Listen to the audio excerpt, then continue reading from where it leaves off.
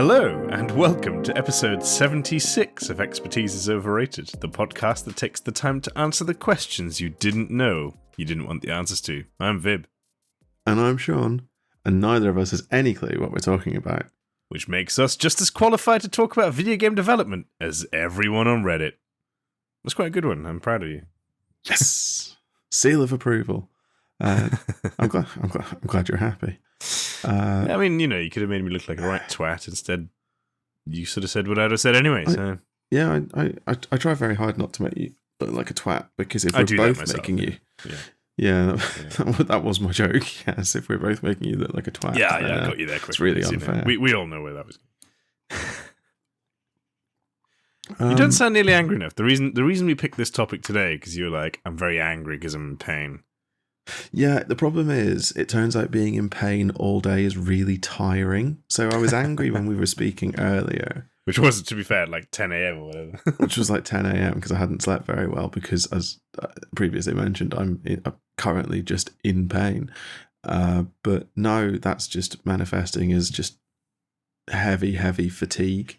So if there's just snoring on the other end of the microphone from time to time, if you could just like vamp for a few minutes, I'll probably wake up again. I'll just edge you out, I think. It'll be a long obviously that's also going to be necessary. If I'm snoring, then probably that doesn't need to be shared with our dear listeners. No, I'm sure I'll get you on some monologue because it's what you do. And then just cut me out. And then cut you out, yeah. So we have a positive episode and not, I'm sure that this episode will be nothing but sunshine and rainbows, positivity, respect and generosity for our fellow human beings, and all sorts of other nice things. That's all that's going to happen today. Yes, because we love a bit of hate against video game producers and devs and all that. Yeah, this is an interesting one. It's sort of something that we've been skirting around the edges of for a while. It's sort of tangentially related, I think, to our Civilizing the Internet conversations, although I don't think this is one of those. But it sort of occupies something of the same space in my head, at least. Mm-hmm. But yeah, I think at one point we thought we were going to try and speak to get Lionheart X10 back on to talk about what we've slightly uncharitably been calling modern gaming culture. But he's busy like having a baby, or so his wife is, I suppose. Yeah, he's not busy having a baby. He's not busy having a baby. But yes, so he will be quite busy. And it's all sort of kicked off again. But there is a lot of that going around as well. There must be something in the water. Yeah, that's how it works. No, modern gaming culture, I think, it's not uncharitable. I think it's exactly correct. Yeah, well, whether or not it's actually a facet of modern gaming culture and hasn't always been a gaming culture thing is perhaps more difficult to determine. No, I think that's fair. I think that's always a valid point to make as well. The problem that we face at the moment is in some cases, overexposure and overly easy access to just every opinion out there. Yes. Yeah, every opinion and echo chambers, I think, is exactly the issue, yeah. And usually there is that old saying or the old adage that sort of says it's only the vocal minority that you really hear about, right? Or the people who are really fed up or really angry about something. They're the ones who take the time to go on, for example, Reddit or Twitter and complain about it, whereas the majority of people just sort of are quietly enjoying their game or their films or whatever. I think that's entirely fair. No, very few people. You see a lot of this I'm on quite a lot of Dungeons and Dragons subreddits as well. No one ever writes into a D&D subreddit to go, yeah, I had a fairly average game last night. It was pretty good. Everyone seemed to have fun. Looking forward to it next week. So you sort of get the one which is like, oh, I had a really great session because like this amazing thing happened, and then for every one of those you have like 9 about it. Yeah, you have 9 that's like, oh, my players are shit, or oh, my GM's shit, or everything's shit. 5th edition shit. Is that 6th edition is going to be shit? It's like, yeah, well, people just chill some out. of those things might be true. Is that what we call signal to noise ratio? Am I using that term correctly? I'm not convinced it's signal to noise per se, because it's a signal, not noise, right? It's just a very it's a very skewed data set. It is a bias of some sort. Yeah, though it's like response bias or something. It's like almost the opposite of confirmation bias. It's a hatred bias. Yeah, but we've all been there, right? Because I've seen people. So these sort of review bombing tactics that we might get onto later, I guess. But I was having a really interesting conversation, genuinely an hour before we came online with people about review bombing, and I found it. So I think we should come back to that because I think it was really interesting and really worthwhile. But I think we need to do some work to get there. Yeah. Yes, I'm sure we will. So well, let's start with that then. I mean, not sure if we're actually calling this episode Thrones of Change. I just thought it was very, very smart on your part. Like, we should honor that. It doesn't happen very often. I think Thrones of Change: A Tale of Two DLCs is great. I think that should absolutely be the title of this episode. And if it's not, I'm going on protest. Don't know what that's going to look like. Okay, so it's not the episode title. Good. I don't know what me going on protest is going to look like because I'm generally just a grumpy man anyway. But yeah, so I'm going to get this right. Shadows of Change and Thrones of Decay. Thrones of Decay or Throne? Who cares? Are two DLCs. It is Thrones of Decay. Two DLCs for Total War Warhammer 3, CA's current Creative Assembly's current flagship video game. And I think it's probably fair to say that they sort of quite well encapsulate the full spectrum of how good or bad a DLC can be. Is that fair? Or how well received walk us or through why you received. think that, right? Because fundamentally they're just two pieces of downloadable content that enrich the game, that change some things, add some lords. So why is one supposedly better than the other? Well, not even so much that. Why is one so much worse and really inflamed everybody? So a lot of it seems to be driven by cost, which is an understandable metric by which to judge things. So at the moment, they're the same cost, are they not? They are now. They are now. Okay. At the moment, Shadows of Change costs $19.99 on Steam, and Thrones of Decay, I think, is that as well. Yeah. Or $19.50 or something like that. I don't think that was originally the case. I think it was nearer $29.99. I seem to remember, wasn't it? The number that I'm seeing in the reviews is $25. So it was probably 25 quid as well. Which is like a decent chunk of money. Let's not kid ourselves. $25 when Total War Warhammer 3 itself, it was like 60 quid, yeah. 60 quid. Yeah. For essentially three new sub-factions. So there was a new playable lord for Tzeentch, Grand Cathay, and Kislev. Three cool factions, in my opinion. Three cool factions.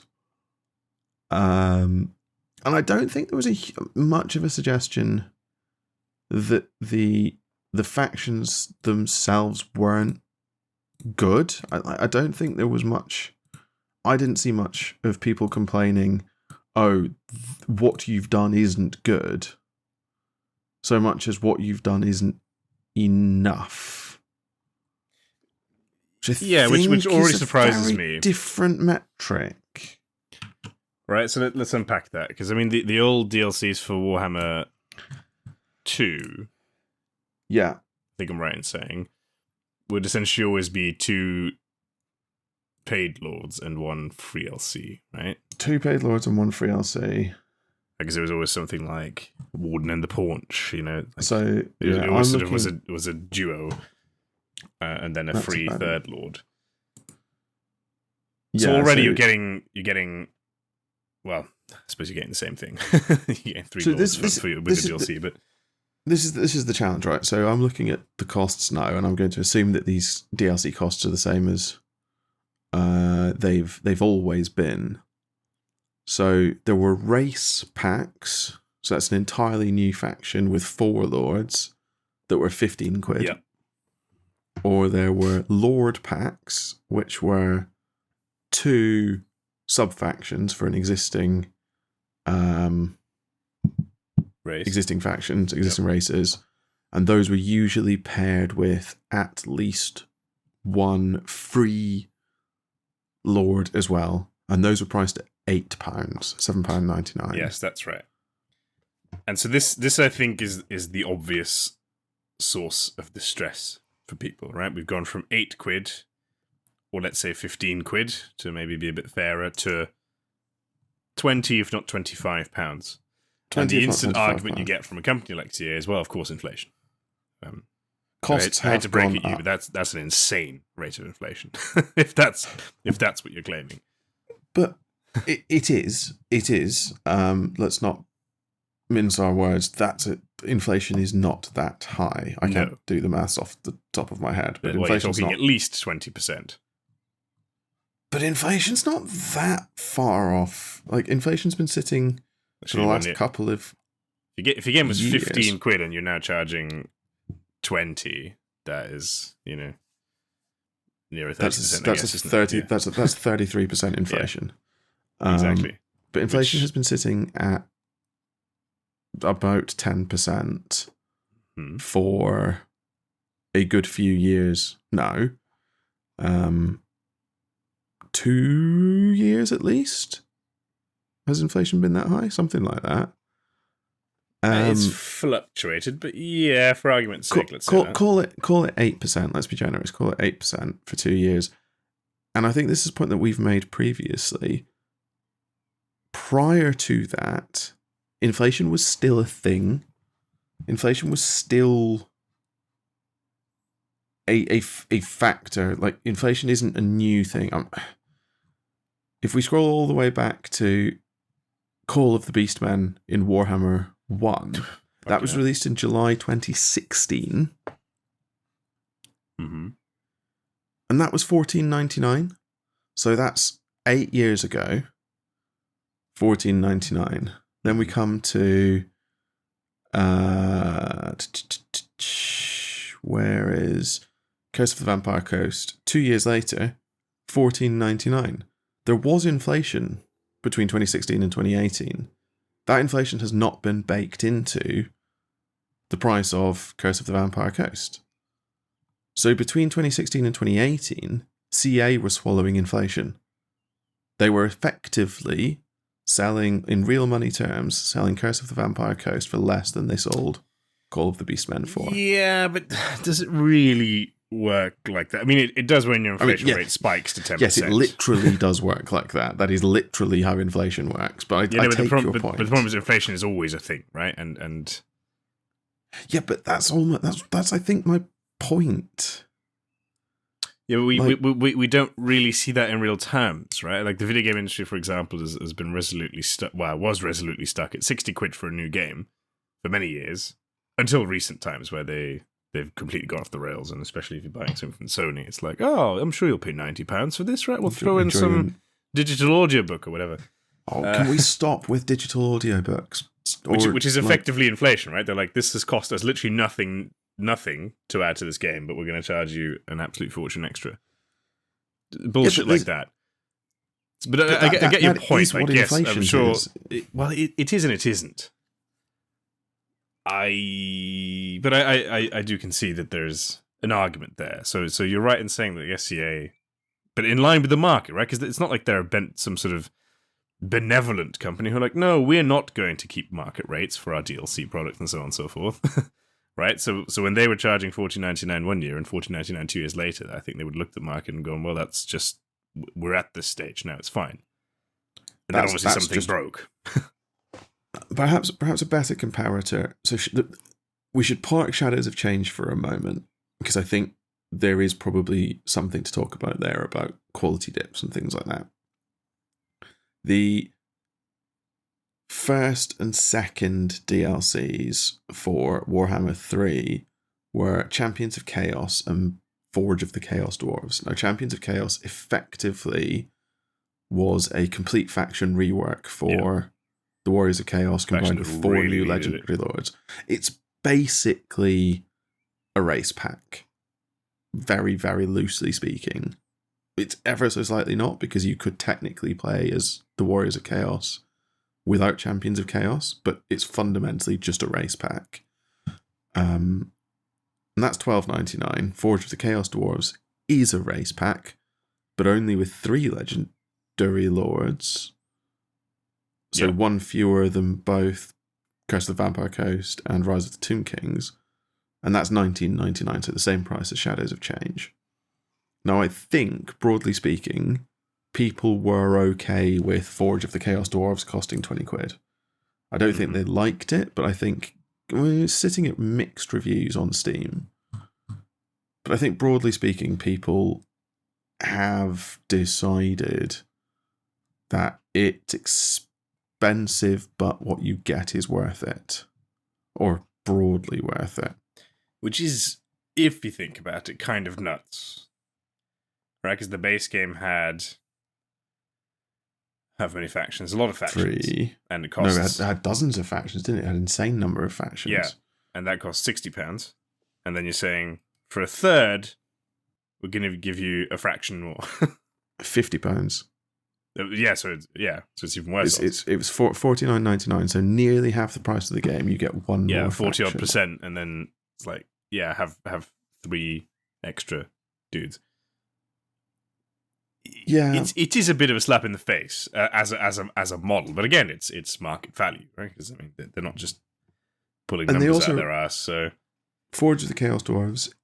The Chaos Dwarves are an incredibly fun faction. They are incredibly... I refuse to accept that. As a faction, they were well received. Their mechanics are fun. You're lying. You drank the Kool-Aid. I'm not saying I enjoy it. I'm looking at the narrative around them and saying that this is how they've been received. I'm not saying that it's objectively true. But my point is, what I think happened was CA... Let's be fair, CA looked at the Chaos Dwarves, which were a faction that the fandom had been clamouring for, and gone... Well, everyone expected them to be the ogres, right? Well, expected the ogres to be the Chaos Dwarves, I guess. Yeah, that sort of surprise faction at the pre-order stage. Yeah, this is going to sell, I think, is where CA went with that. It's going to sell more than ogres, and I suspect they're probably not wrong about that, yeah. I own Ogre Kingdoms simply because I pre-ordered Warhammer 3 because I knew I was going to play it. Although that decision has potentially come back to bite me in the arse. Yeah, let's talk about that in a second. That's why I'm sounding sort of inflammatory, probably. So that's sort of where we are with Shadows of Change. Very poorly received. In fact, so poorly received that CA went back and added loads more free shit to Shadows of Change and dropped the price. I can't remember exactly what they added, but they added new units. I think they added a new legendary hero. And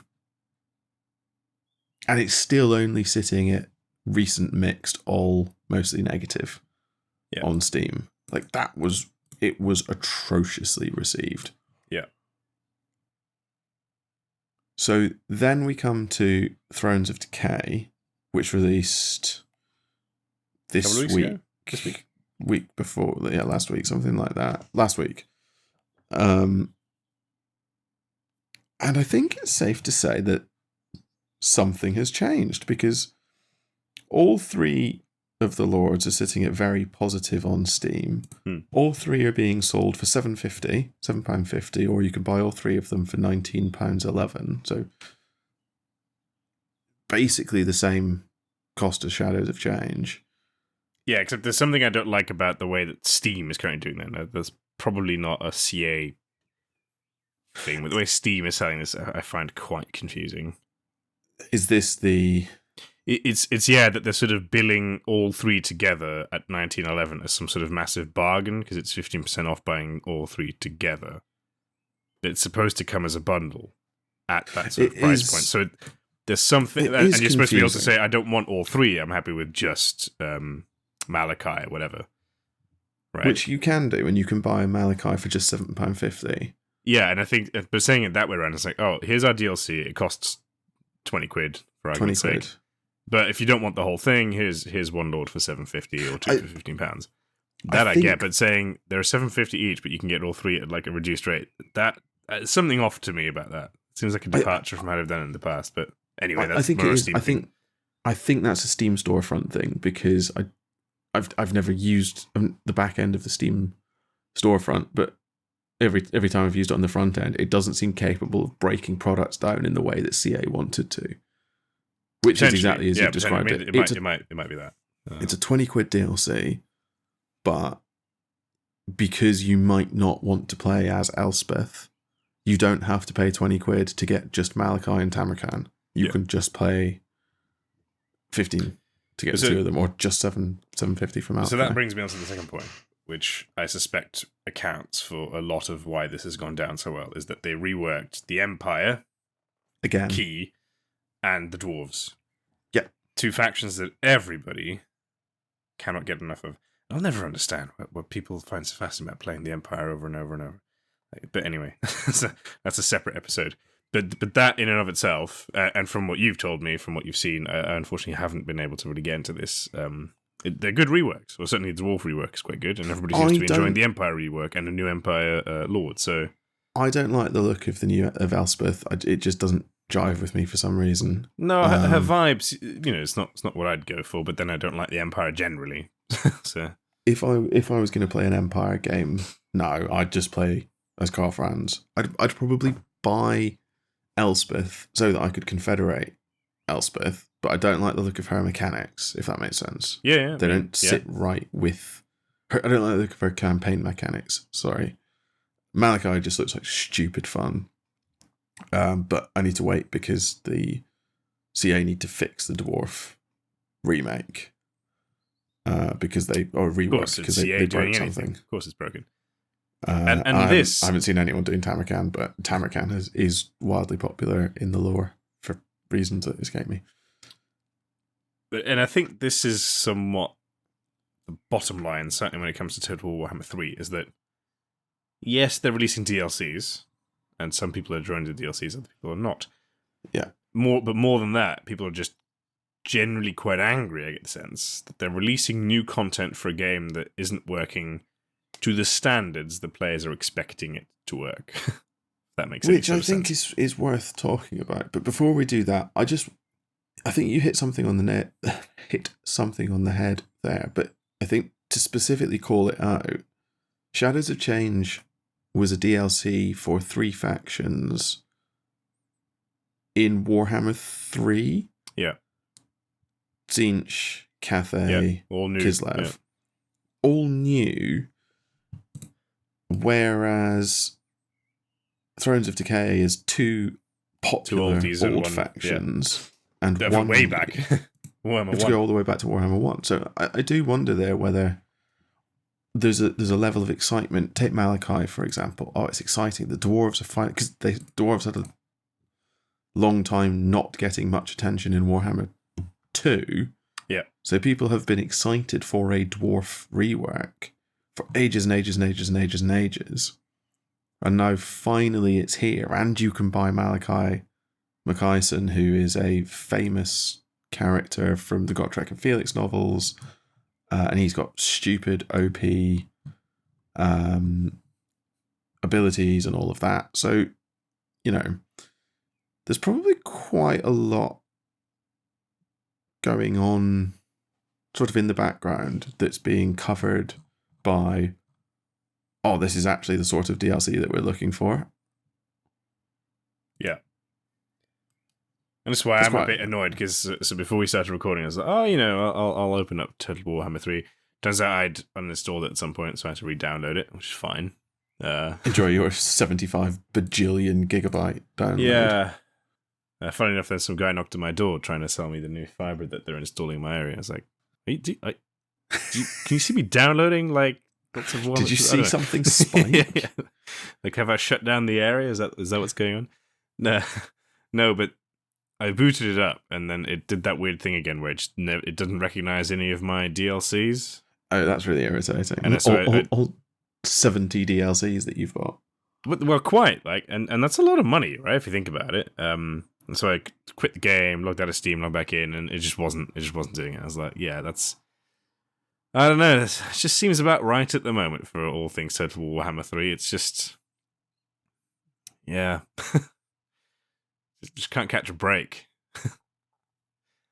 Do you want to know a really upsetting goes to that statistic? point where what's that, sorry? I was going to say, do you want to know a really upsetting statistic? Go for it. So, the total amount that you could have spent on DLC, and I don't know what DLCs you own, for Warhammer, Total War Warhammer, not including the 3 base games, each of which was 50 quid, is £232. Yeah. So that's... We're getting to Sims levels of expensive here, you know? There's £400 worth of video game. Yeah. That you've spent, or you could have spent. Total War. I haven't spent that much because I don't own all the DLCs. But I think it's an important point because, me neither, because you do start to think about it. It's like, do I really need the Warriors of Chaos? You know, especially in World War II where they were useless anyway. So it's like, well, I'm not going to spend the money there. Yeah. Still haven't spent the money, so I think the only Warrior of Chaos that I would have access to is old Bellicor, which is quite funny. Is it Bellicor? Yeah, it's Bellicor. Yeah, it would be Bellicor because he's Warhammer 3 base game and stuff like that. So.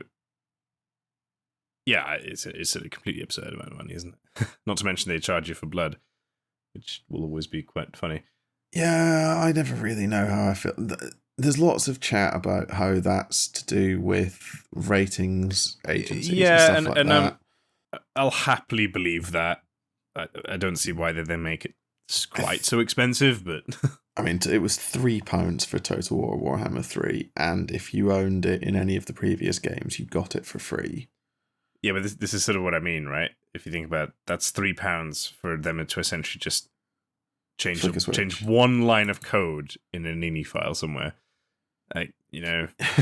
But isn't that the same as any pre-order bonus or...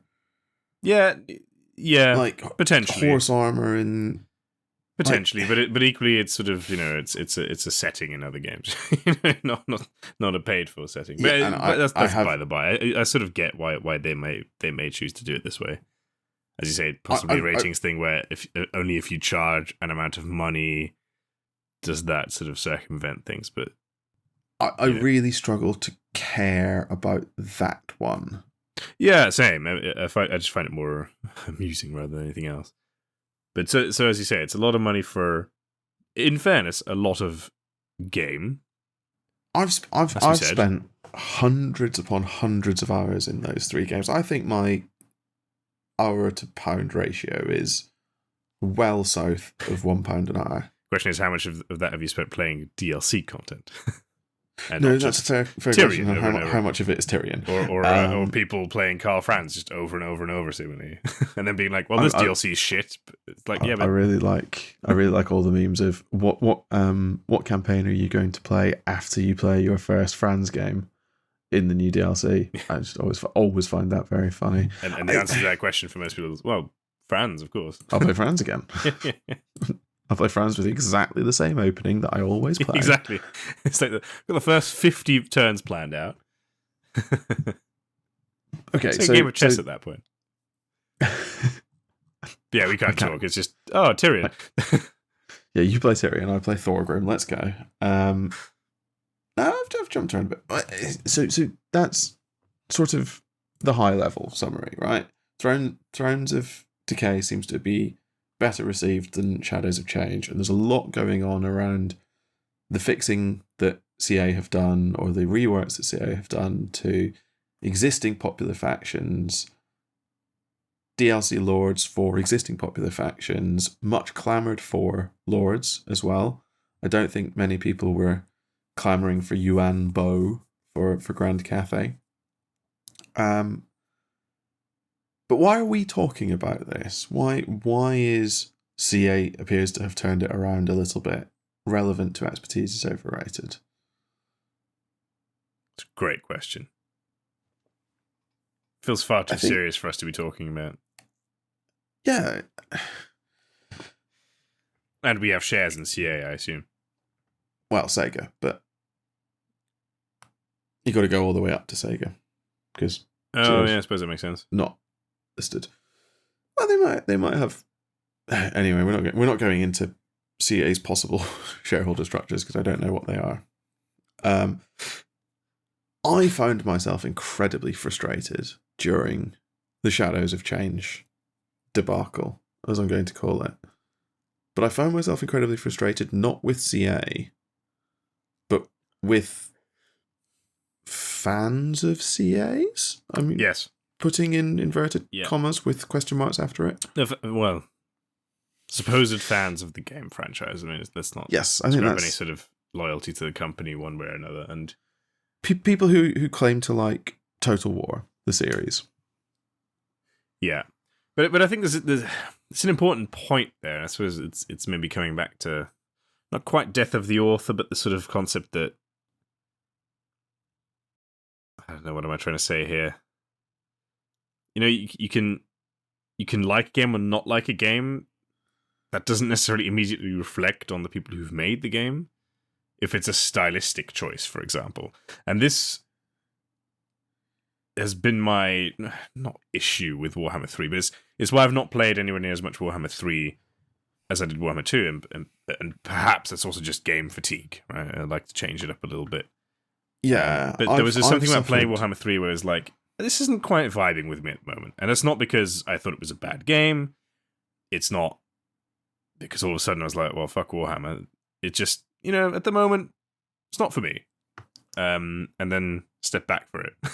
But then I'm not saying it's not for me because CA fucked it up.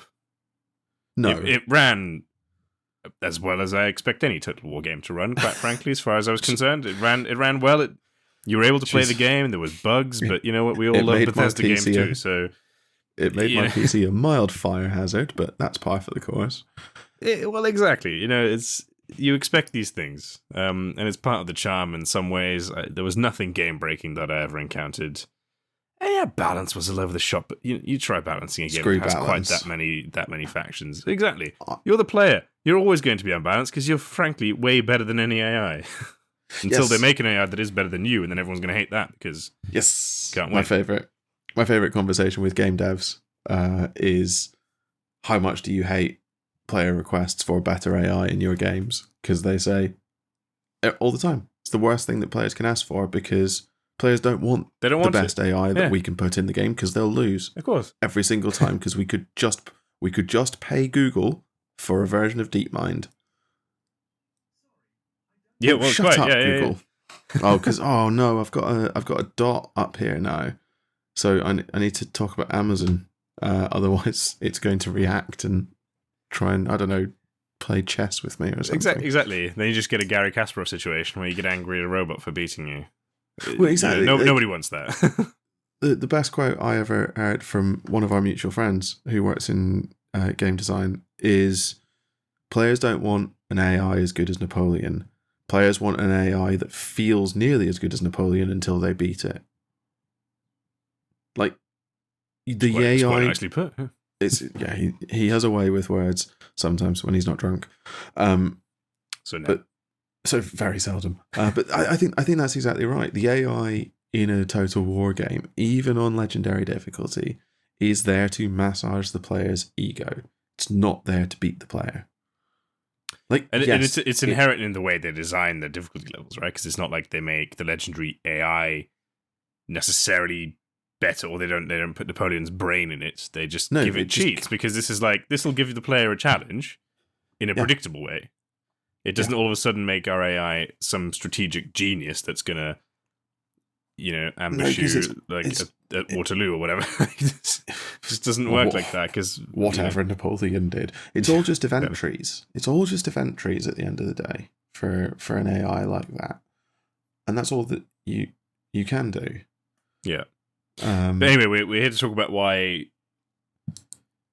we both hated it, even though at the time I think neither one of us was playing Warhammer 3, and yet we still didn't like the way that the discussions were being had. No, a lot of negativity. Like a lot of negativity for all the wrong reasons. I got very frustrated because fundamentally, the way that the market is supposed to work, and using the market in the loosest possible term here, if someone makes a product that you don't want to buy, you do not buy it, and if enough people don't want to buy it, they don't make any more products. Yes. That's basic market forces, supply and demand. Yes. They have provided a supply. If there's no demand, they go out of business. Boom. Easy. End of. That's the way it should work. And then CA turned around and said, guys, if you don't buy our DLC, we won't be able to make more DLCs. Exactly. Because we won't have any money. That's how it works. And everyone kicked off. Yeah. Everyone's like, how fucking dare you? How fucking dare you threaten the community? I'm like, they're not threatening you. They're explaining to you, mouth breathers, how market forces work. You've shown them. They developed a game. They developed 3 games. They released said game. And now they're sort of, based on the profits or the income they've generated with that game, are adding to said game. Yes. As if you say, the customers are like, well, we're no longer actually interested in buying any content for this game. Well, they're going to stop making content for the game because they're like, well, why should we? It's a waste of money at this stage. Right? They released the game, it works. Job done. Yeah. Move on with your lives. So don't fucking kick off for whatever reason. Sorry, I was supposed to be playing Devil's Advocate today, wasn't I? And here I am, just fully in the same corner as you. I think you can flip it slightly and say, well, I do want them to keep making content for Warhammer 3, but I'm unhappy at the quality of the content that they've been churning out. And that is a difficult... That's a different debate. Needle to thread. It's a very difficult needle to thread as a consumer. But...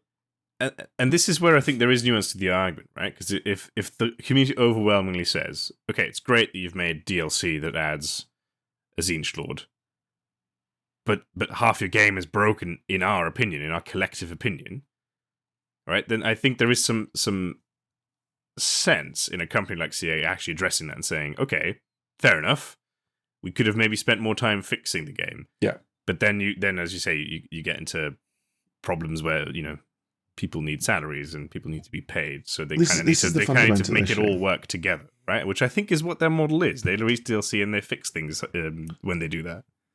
Yeah, the DLC is so whenever they sell a game, they receive a massive cash injection, effectively, that will enable them to pay for X years of future development. Yeah, because you can't pay salaries backwards, so you have to pay them forwards. So once they sell the game, they receive a massive cash injection, and then that cash injection trickles down because they're paying salaries, they're paying gas and utility bills, they're paying licensing costs, etc. So every time they release DLC, they get a little spike, and every little spike enables them to go further and further and further along their graph until they release another big tentpole game, which gives them a massive cash injection. But if they're not getting those spikes, then that curve dips faster and they don't necessarily get to their next release date, because their next release date is in 3 years' time when they need to release 6 DLCs between now and then for their cash curve to reach to 3 years' time. That's just how it works.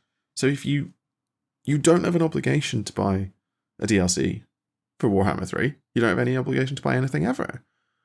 But if you don't, the company is not threatening you by telling you what the consequences of not giving them money are. They're just explaining cash flow to people who don't understand business. And this is feels like a refrain that I keep coming back to when we talk about, frequently Warhammer. But it is important that the one thing that I want to add to it, and perhaps this is because the communities that we run in interface with this a lot, but it's content creators, including ourselves, even though we are the smallest of small fish. True. But fundamentally, right, these are people who either play the game and in so doing discuss what they like and don't like. Perfectly normal, right?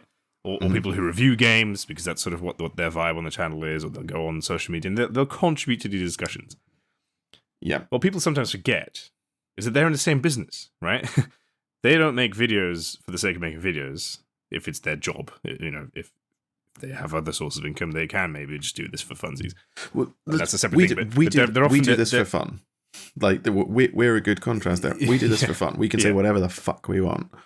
Well, exactly. And we're also not on YouTube, which I think is probably and we're not on YouTube. The biggest issue, right? Because you're effectively a slave to the algorithm when you're on YouTube, and especially if your income relies almost exclusively on that, you have to play the game. Sorry. Yes, and fundamentally, I understand what you're saying, yeah. Controversy or having meaningful opinions is what gets you views, right? If you make a video of like, oh, I'm so happy, that's not going to do as well as saying, CA fucked it yet again. Like, that's just the way it works. And so I think people sometimes don't understand that content creators are also just people with their own opinions, and they're playing a very similar market game as companies who make the games. And just use your own fucking mind to decide if you like something. Don't just parrot what they've said. Go and play the game and then say, oh, actually, maybe they did have a point that this faction's unbalanced compared to that faction. I have to say, I don't know how much I entirely agree with the content creators are slaves to the algorithm theory. I appreciate if we were trying to turn this podcast now into a revenue generator for us, that would be the way to go. But if you are established, and I appreciate if you're not growing, you're dying, and all of that, but the very biggest and very best content creators that I follow who do manage to do this as a living succeed without being what I'm going to call rage baity. Yes, it might be that. No. And I don't mean to sort of say that's true of all content creators. I mean, I know plenty who are, as you say, just good people having a great time playing games, and that is their content. And that's fine. But there are those that make different kinds of content. And the thing is, especially around the time a new DLC drops or a new game drops, they're the first people they're the first people will see. Wow, I think that's right. I think the point to make, I suspect this is the point you were making, is understand the stakes that people have in what they're telling you. Yes, exactly. If everything that someone puts out there is ranty about whatever the problem du jour is, and also maybe that's just what they're like and what they do. But also it's part of the human psychology, I think, where, because again, I suspect that the vast majority of people who review, for example, DLC for Warhammer, would have said something like, "Oh yeah, I think this mechanic is absolutely broken," or "This is buggy as shit," and that might well be a fact. But then the very next sentence they'll be like, "But you know what? This I really like, and that's really good." So then somebody goes away from that and forgets all the positive things that was said, right? Because it's not fun. I was watching some Lionheart X10 recently. Review. Well, he wasn't really reviewing because he doesn't do review videos, but he was being asked on stream, "What do you think about Thrones of Decay?" Yeah, and he said, "I love it. It's great fun." Yeah. Is it buggy? Yes. Are there balance issues? Yes. Does some things need fixed? Yes. Do some things need patched? Yes, of course they do. It's a CA game. It's a Total War game. Of course. I am having so much fun. But that last bit, "I'm having so much fun," is really easy to drop off a quote you then put on Reddit that says, even CA shill Lionheart X10 thinks Thrones of Decay is a broken on record saying it's mess. Shit. Exactly. Yeah, and that's just journalism for you but that is just clickbait journalism. I agree. Yeah. But and this is the thing that, that I'd like to impress on people is that, just use your own brains. Make up your own minds. Something can be bad, but something can be good. Something can be bad and fun. Warhammer, I think is a great example. Like, it's a hot mess, but then what video game isn't at the moment? They're all hot messes. Look at Baldur's Gate 3. Fucking steaming mess. And everybody loved it. Steaming pile of turd. I think there's a risk 3 when it first came out was, like, unplayable. I think there's a risk that Baldur's Gate 3 has ruined gaming, though. I was having this argument with someone recently. To pivot slightly, because they were saying effectively everyone should be holding up Baldur's Gate 3 as the pinnacle of game design. This is how all games should be made from now until the hereafter. And I was like, that's a fucking terrible idea. Like, Baldur's Gate 3 works for a load of really, really specific reasons. Chief amongst them, I think, it's the only game out there like that at the moment. If every game were like Baldur's Gate 3, I'd just be so bored. Yeah. It doesn't work as a philosophy, right?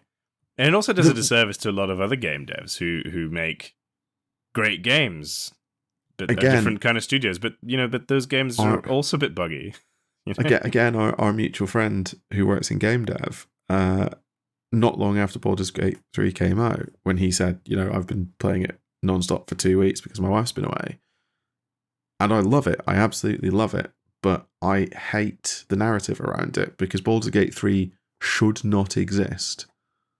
Like, it only exists because the owner of Larian is certifiably insane. It should not have been possible to make Baldur's Gate 3. And if any other studio tried to make Baldur's Gate 3, they'd cock it up.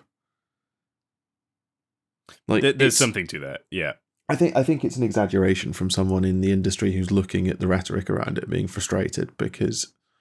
So I guess this individual does not work for Larian. No, he doesn't. He doesn't work for Larian. But a lot of the rhetoric was almost suggesting that all other game studios were bad because they hadn't yet made Baldur's Gate 3. And I thought that was quite. I remember. Yeah, we did talked about this in another episode. We did in a way, but it's. I think I've since come round to that sort of idea, but I think what people have relished about it is just the way that Larian handled everything, and they released a really good game. Did the early access thing right? They implemented feedback and improved things, but then fundamentally published a game where 1/3 of the content was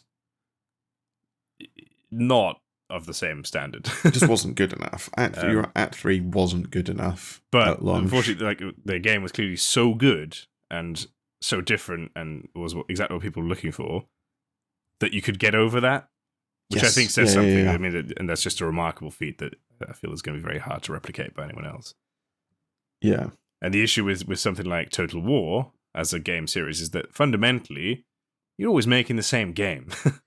At the bottom, and now that we've seen the success of the Warhammer series, whatever game you make is going to annoy at least half of your fandom. Yes. Well, maybe which is why we shouldn't make more Warhammer. We shouldn't make any more historicals. Let's just go straight for 40k. Just piss off everyone. Yes. I've come around to the idea that I think 40k. Total War 40k does work. They're 100% doing it. They absolutely are. Like, they're 99% doing it. They'd be insane not to, because people will buy it even if it's shit. And it won't be shit. It might just be not as good as you would want it to be, but I think I wouldn't be surprised if they're working on a 40k series, because now they have connections with Games Workshop. They've made a ton of money working with Games Workshop. It makes sense. I think they can do it. I wouldn't be surprised if they're doing a Lord of the Rings IP themselves in-house, because that IP seems to be much more widespread, much more acquirable, thanks. And that's a natural Total War game, obviously. That's a natural Total War game. I think a Second Age game. Well, if Rings of Power had done better, I could have seen a Second Age game. They might well go First Age because it's a bit more a sandbox potentially. Or fuck it, they'll just go Third Age. They'll just, because Rings of Power doesn't seem to have landed. In fact, it's landed so badly. We still don't have season 2, and we have no news about season 2. Has it just been cancelled? No, it's happening. It's just no one's talking about it. I see the odd snippet of news every now and then. But I think they'll just do Third Age because it's characters that everyone recognises and knows. Yeah. I think. And you've got enough of everything in there, right? I mean, all the sort of factions you might want to play as. Exactly. So what we're talking about sort of these grand campaign strategy games that are set in that period of time where you have just completely ridiculously sized dwarf kingdoms. Like everything except like mankind is waning, and yet here we are with this enormous elf army numbering billions. Yeah, just really funny. That's what I get out of those kind of games. Yeah, the whole lore of the era in which Total War Warhammer is set is everyone is on the decline, with the possible exception of the Empire, but even the Empire is pretty much on decline. And then you're like, yeah, no, I'm going to conquer the world as Tyrion. Yeah, there's like a bunch of lizards over here. I'm going to go and fuck everyone up. It's just going to be fine. Just before we wrap up, there was a couple of other things. A couple of other things I wanted to touch on. Have you been following, which is why we're talking about gaming in general, have you been following the Helldivers 2 controversy? I know that it's happening. Yeah. But quite frankly, I'm so done with this negativity around any game that comes out, except weirdly Baldur's Gate 3. I've not really been following it. Plus, I don't really know what Helldivers is. It's not something that was on my radar, and not convinced it would appeal to me, so no, I've not really followed it. In a nutshell, no. If I could get Helldivers 2 on PlayStation Plus, I absolutely would play it because it looks hilariously stupid. As far as I can tell, it's a PvE online cooperative shooter set in the world of not actually Starship Troopers, but just Starship Troopers. And it was incredibly well received. It was smashing records, smashing consecutive player counts, etc. And then the developers, I think at the request of Sony, but no one's quite been able to put their fingers on the truth of that, have said that in order to play Helldivers 2 on the PC, you need a PSN account. You need to link it to your PSN account. You need to link it to your PSN account, and they said that was for, I don't know, security reasons or whatever. Is extra ironic because of the big game platforms. So Sony has got the worst safety record, I think. They've had the most privacy leaks. That seems true. Certainly the most high-profile ones, I would argue, in recent years. So that was funny. True. And it is ironic. But at the end of the day, so doesn't cost anything to make a PlayStation account. Unless they make you use a paid tier to actually then play. The challenge, no, they weren't. The challenge was that the game had been sold on Steam in regions where it is not possible to make a PSN account. That's funny. And that admittedly is a big boo boo. It was a big boo boo, and I think they've actually since reversed the decision because of the amount of backlash. But that's just a sort of that's just a corporate fuck up, which. I think that's right. I don't think... I bring it up because it's been plastered across Reddit as this kind of great moral failing of a developer that everyone thought was good, that actually, oh no, they're just shits like everyone else. And I'm like, lads, it was almost certainly part of the exclusivity deal that they did with Sony. It will have been, exactly, it will have been some boardroom discussion, and I would not be surprised if this was the sort of meeting where one person in that boardroom would have been like, but hang on, this doesn't actually work in all the places we were selling this game, and just nobody paid it any mind.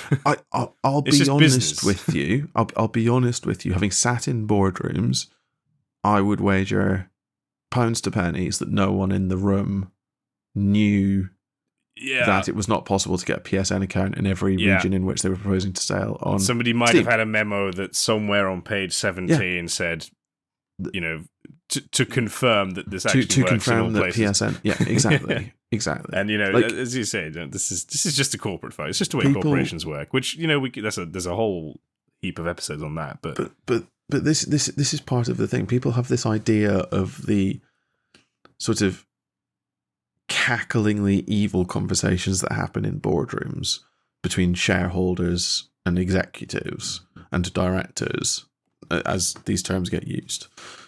And it must happen sometimes, right? There must be boardrooms out there where people are talking about how they can fuck over the consumer. I don't doubt that for a second. But Thames Water. Thames Water is an obvious example. I really liked Count Binface's idea that the execs of Thames Water should be made to take a yearly swim in the Thames. I thought that was really funny. Yeah, not wrong, actually. Not wrong. But like, not to pat my own back, I've sat in boardrooms of large companies. I've been in those meetings. The conversations that are happening are at such a high level. Swine. Yeah, all right, yes, I'm a capitalist swine. I'm also, I think, more left-wing than you, but never mind. I don't think that's true. You're just more uninformed than I. That's probably true. It probably depends on how you draw the lines. But, like, people they're not talking about how to fuck over consumers. They're talking about, like, really big picture numbers, strategy, company direction, things like that. They almost certainly, at Sony, don't talk about Helldivers 2 other than as part of a portfolio of Sony exclusive video games that are generating a 6-point revenue bump this quarter. And that's all you need to say about that, right? Is that this will have been a meeting between people who then had 5 more meetings to go to. Exactly. And some decision was made, and it was the wrong decision. Shit happens. Yes. Like, and it's been reversed. And it's been reversed, exactly. And it's been reversed. But what it sort of shows us is two things, I think. It shows us partially, I think, the power of review bombing, similar to Shadows of Change. But it also shows us a little bit that reviews are becoming less and less useful. There's still a barometer, right? As in, if your game is being review bombed, there's probably something you should look at as a company. You might then conclude that something is entirely bullshit, and that's just unfortunately part of it. But so coming back to Helldivers 2. Right, at one point, recent reviews for Helldivers 2 was sitting at overwhelmingly negative, which is hilarious. At the moment, recent is sitting at mixed, and overall is sitting at mostly positive. But I want to know, if I'm looking at a review and trying to make a decision about whether or not to buy a game, I want to know how the game is. Yeah. No, true. Yes, it's relevant.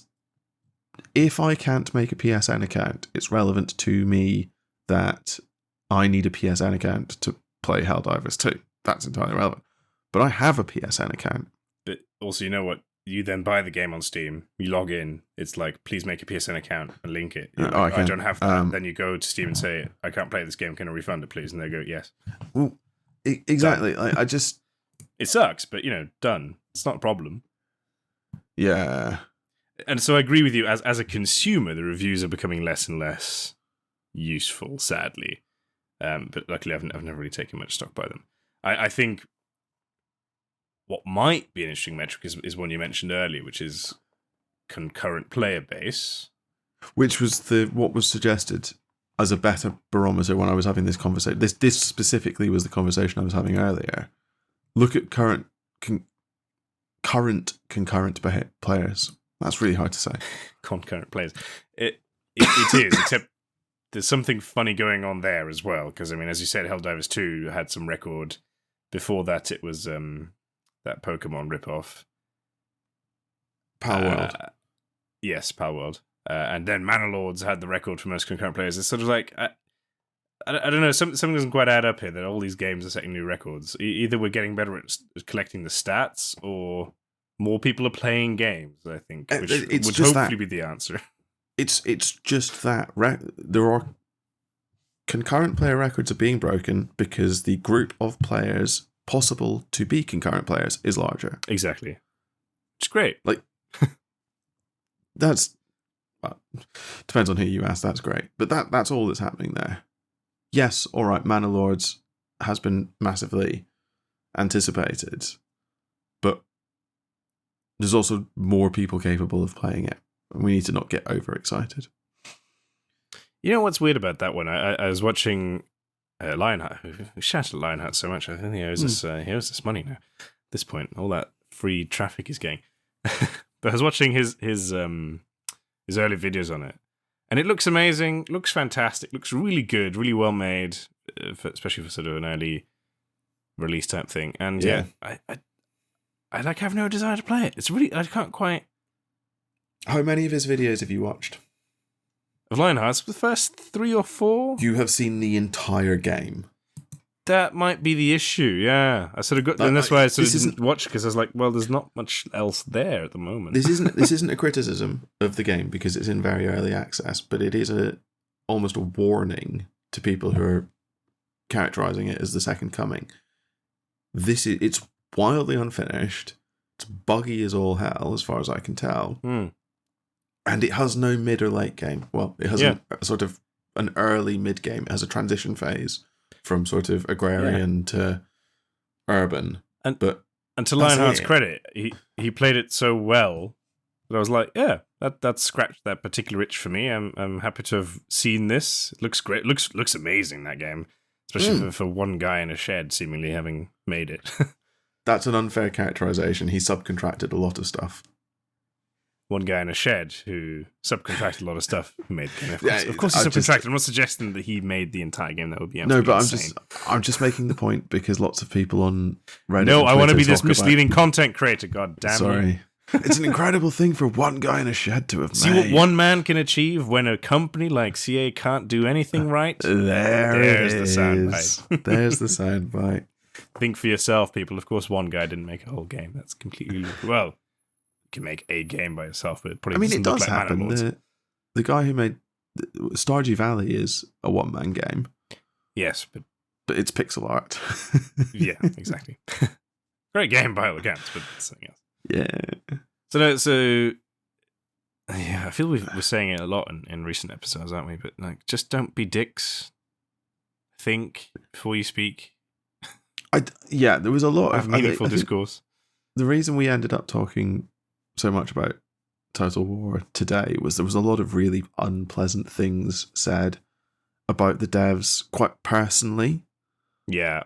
Why don't That's they care? Yeah. Why are they wronging me? Yada, yada, yada.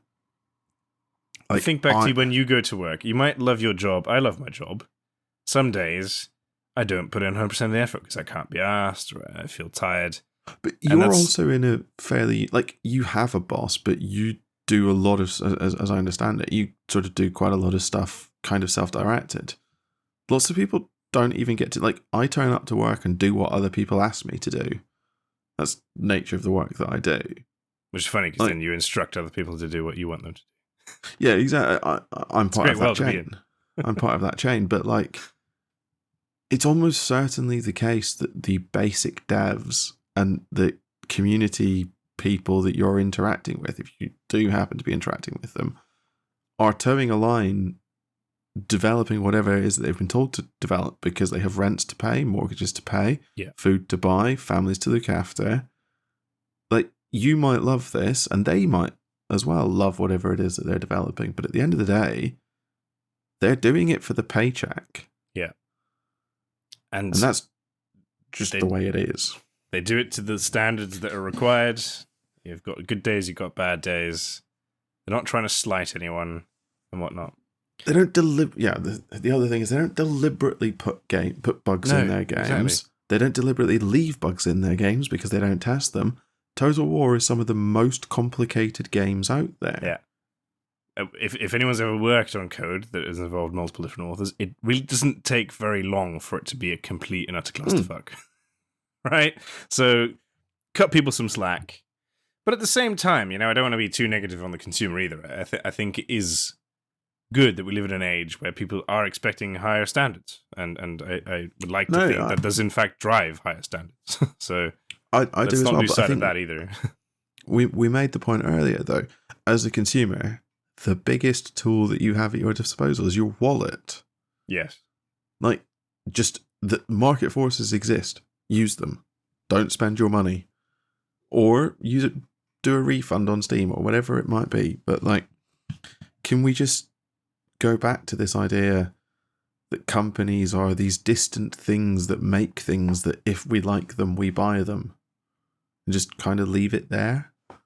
Well, I think in this modern world, having, again, open discourse is to be encouraged, right?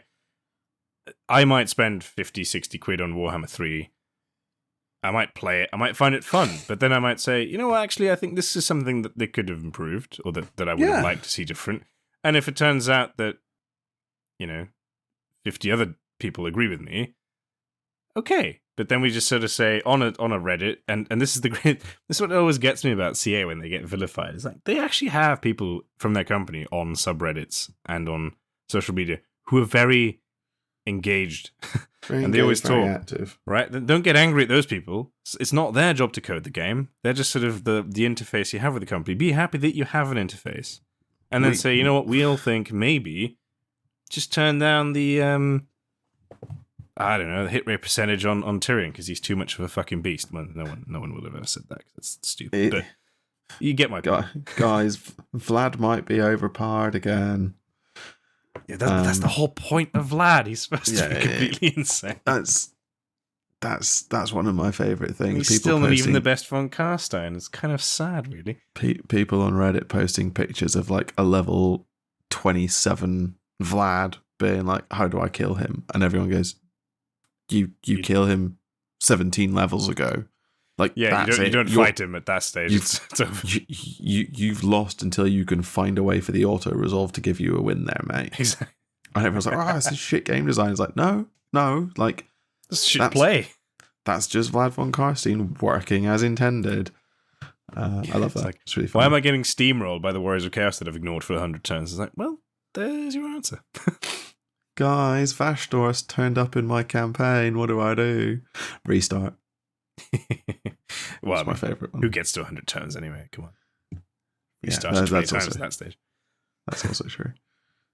So no, it's good that we have discourse, but keep it open, keep it honest. Certainly don't hate on anybody online, especially the people whose job it is to try and negotiate with you. Just don't be dicks. Just don't be dicks. And you know what? Enjoy the fact that there's a thriving games industry that's constantly churning out content. And yes, some of it's a bit flawed, but it's all pretty good fun. You didn't grow up when we grew up. All we needed was Age of Empires 2. Yeah, exactly. Do you remember how excited you got when the Age of Kings expansion pack for Age of Empires 2 came out? Yeah.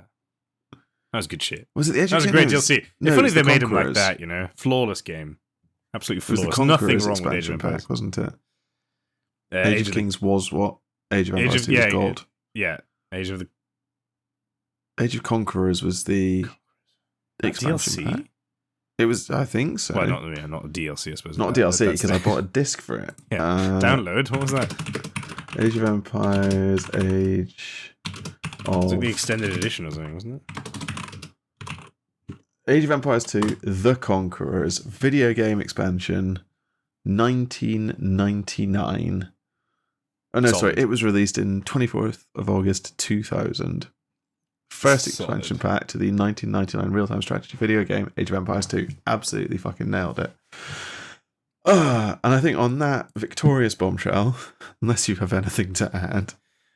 much more I'm sure we could talk about, but yes. I think this one will be coming back, I think, in Civilizing the Internet, when we drill into some of the really poisonous rhetoric that exists around discourse in nerd spaces, for want of a better word. Straight into 5th edition, I'm sure. But until then, thanks for listening to this episode of Expertise is Overrated. No doubt, we've said some things that were either objectively wrong or downright offensive. As ever, feel free to let us know, rate the podcast wherever you can, check out our Patreon for bonus content, and come chat to us on Discord. If you're lucky, we might just argue with you in one of our upcoming episodes, and if you're really lucky, we might call you an idiot. Come back next time for some more absolute nonsense.